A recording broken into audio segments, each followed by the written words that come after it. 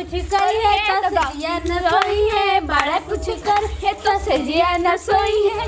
सजिया सोवे वाला यार हो भतार का करी, सजिया सोए वाला यार हो भतार का करी। तोरा नाचे सो हम नहीं नाचे बक। हे दीदी बाकी कुछ भी कही रोरा तो हिला के रख देनी। भाग रे छुटकी। अरे हई देखा हो हमार चढ़ल बा जवानिया, अरे हई देखा हो हमार चढ़ल बा जवानिया, पहिला जवानी हमार कमर पर आइल बा, पहिला जवानी हमरा कमर पर आइल बा।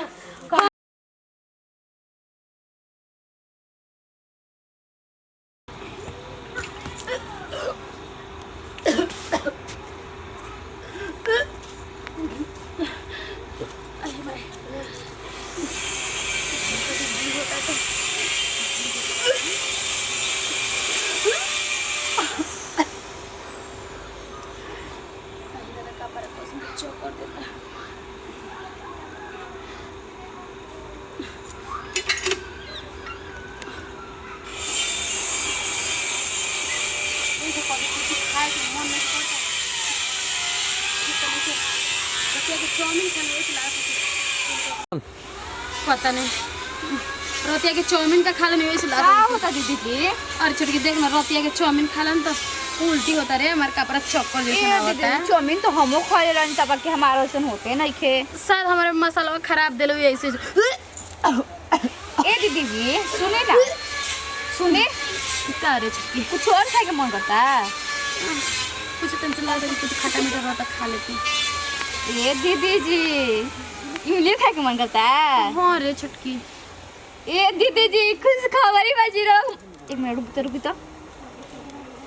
ए दीदी जी ना मम्मी बने वाला बनी। अजी दीदी जी कह जाने काहे न तो घर अजीब अजीब से सपना देखा था नहीं लागत है कि कब आम के तो कब हुआ तो ऐसा सपना तबे देखल लेला नो जब कोई के लड़का होकेला रहेला, लेकिन हमार तो लड़का होकेला नहीं खे। ए छोटकी काजी दीदी एगो बात कही रे का खुश खबरी बारे बताइबो करब है का बात बाटे? खुश खबरी बा हलवा बन गईनी यार भैया होतो नु है। हलवा कब बटाला? हलवा के मतलब बड्डा भौके के बा राहुल नहीं हो हमारे को चाहे तोरे को बड़की दीदी के। ओए हो तो ये दीदी तो कितना खुशी के बात बची भगवान जी तक लोग लड़का 8 साल के बाद आज दीदी जी के गोद भरता। इतना दीदी जी खुश बनी खाली कोई दिला नहीं दीदी जी और गुचिया के बाबा के सुन दीदी जी लजा के भागल हनी कहे के ना जाए दे छुट्टी।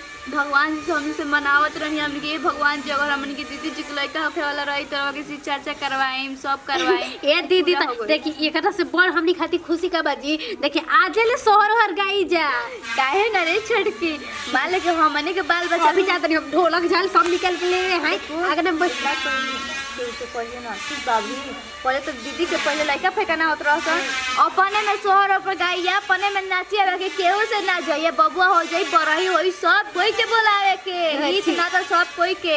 ठीक बा ठीक बाजी दीदी जाते हैं थोड़ा देखते हैं दीदी जी क्या करे चल। अरे हम जाते हैं ढोलक लोग ले दीदी के लिए गया ठीक बा लेके आओ। ये भगवान जी वैसे खुशी सुनाइला न के सुन के करेजा जुड़ा गई। बतावा यही घर में न हमनी के लड़का फेंक रहा बाकी बड़की दीदी के लड़का ना रहे देख के कितना खराब लागत रहा, लेकिन उनको हो जाए न माता रानी की कृपा से तो घर में कुछ के कमी ना रही।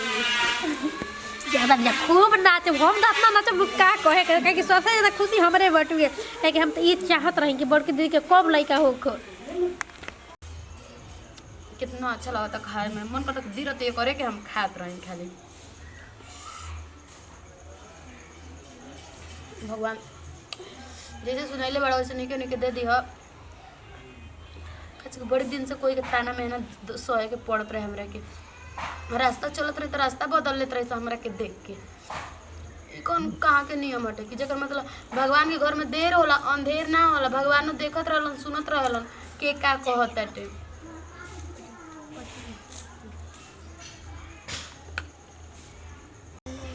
कहाँ वहाँ के गोल बन वहाँ के होती तो कुछ खबर वहाँ के बता देती हूँ। का करता हो काम खाता खट्टा मीठा खटाई खाते देखिए जी भगवान कौन भगवान में रात सही कहत रही भगवान के घर में देर हो अंधेर नहीं के भगवान जी सुन लानी कि हमने के बाछी जिनके नाम बे। छूट गई। हाँ हमारा जी पते नहीं है रोरा के घर में रही ना कि रोरा के पता रही रोरा अभी हम कबे से इंतजार करते रहे रोरा के रोरा आती तो बताते। रियल में हाँ जी के गुरे साथ है चेक करा चेक करा अभी ना करेंगे जाल जी कैसे पता चला लगे बाखो कट कर कैमरा इतना पूछे तो हम जाने के मना करके सब बोलते खट्टा मीठा खाए के मन करते ऐसे सब छोटकी कहत रही तुम्हारे से एक दिन कहले रहो मिल लेवे के कहले रहो याद पड़ता मार्केट जाते कॉलर है लेकिन वो ना लेके वानी जी तो हमरा का पता बा कि हमरा का पता बा कि ये छोटकी का बबुआ खात रहे खटे ना वो करे छीन के खाए लगनी खटे।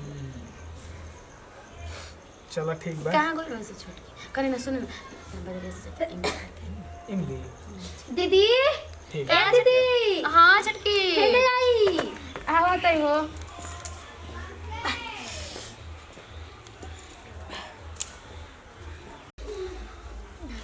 आए जी दीदी आज कोहर भर कई जगह अच्छा से ना खाए ना बैठी था बैठी आई तो बैठे तो दीदी जी।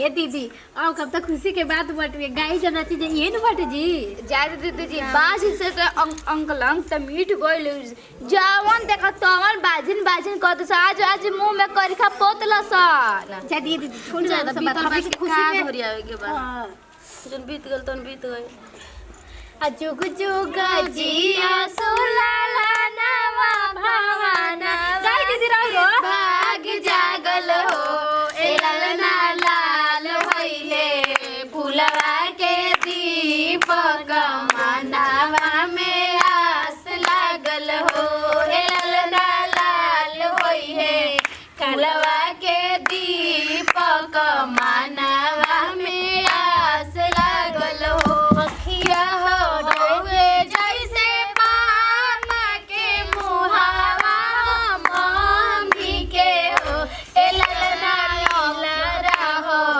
चंदवा सुरुजावा गोरियावा बड़ा सुनर हो ए ललना ललरा हो चंदवा सुरुजावा देश करो जोर भइले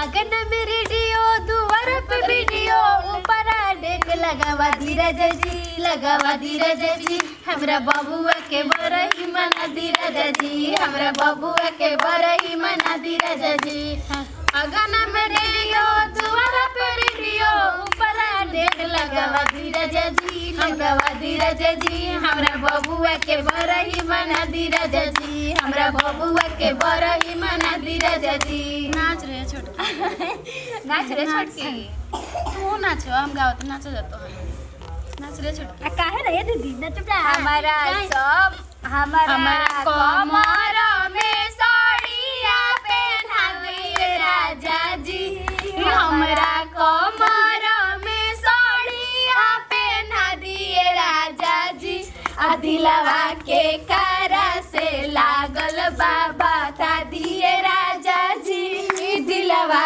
के कारा से लागल बाबा ता दिए राजा जी धीरे धीरे अरे उठी ना दीदी उठी ना अरे दिलवा तोहरे से लागल बाबा ताई रानी जी ये दिलवा तोहरे से लागल बाबा ताई रानी जी तोहरा कमर में साड़िया पहनाई रानी जी तोहरा कमर में हमरो गलिया आई हो लड़का टी शर्टवा वाला एक दिन हमरो गलिया आई हो ओ लड़का टी शर्टवा वाला गलिया आई हो किस लेके जाई हो हमरा गलिया आई हो ओढ़ा से सटई हो लड़का टी शर्टवा वाला ओढ़ा से सटई हो ललका टी शर्टवा वाला। हे दीदी जी काहे के जइब राजा दिल्ली हो जिला घरवे में हिली। काहे के जइब राजा दिल्ली हो जिला घरवे में हिली। अरे जवन जवन जवन मिली हो जिला घरही में हिली। यार जवन जवन कहब माजा मिली हो जिला घरही में हिली। गारो छोड़ के तू अरे दीदी चूल्हा पे रखले बानी दूध बिलार का करी। चूल्हा पर रखले बानी दूध हो बिलार में रखले बानी यार हो भातार का करी। नैहर में रखले बानी यार हो भातार का करी। बड़ा कुछ करी है तो गवना करई है। बड़ा कुछ करी है तो गवना करई है। गवना करावे वाला यार हो भातार का करी। गवना करावे वाला यार हो भातार का करी। बड़ा कुछ करी है तो सजिया न रोई है। बड़ा कुछ कर है तो सजिया न सोई है। सजिया सोवे वाला यार हो भातार का करी। सजिया सोवे वाला यार हो भातार का करी। तोरा नाचे सो हम नाचे बक। हे दीदी बाकी कुछ भी कही रोरा तो हिला के रख देनी। भाग रे छोटकी। अरे हई देखा हो हमार चढ़ल बा जवानिया। अरे हई देखा हो हमार चढ़ल बा जवानिया। पहिला जवानी हमार कमर पर आइल बा। पहिला जवानी हमार कमर पर आइल बा। हई देखा हो हाय हाय हई देखा हो कमरिया मांगता चुनरिया। हई देखा हो कमरिया मांगता चुनरिया। दूसरा जवानी हमार कंगना पर आइल बा। दूसरा जवानी हम कंगना पर आइल बा। अरे हई देखा हो हाय हाय हई देखा हो हमरा मांगता कंगना। छोटकी जा सर अब हो गए जूठा गए तने छोटकी हमारे लिए एक गिलास पानी लेके आओ ना। ए दीदी फिर एगो बात लेके आओ। आज के बाद तोरा कोनो काम नहीं करे। सब काम करके दे हमने की बानी के ठीक बा। हमारी दीदी रोज भैया जिससे मंगा के नारियल पानी पियत रह हम ठीक बा ताकि भैया गोर होखी। चल ना प्यास लगा। चलिए आराम करे ता।